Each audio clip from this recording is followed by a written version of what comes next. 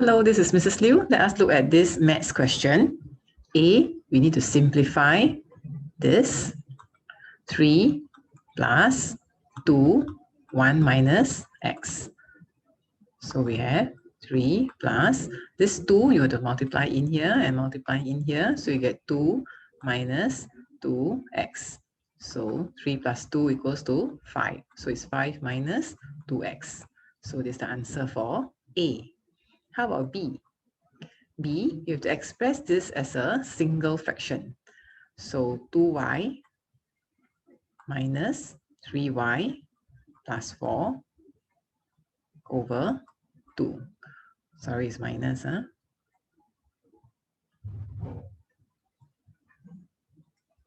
Okay, 3y minus 4. Okay, so we make it a common denominator.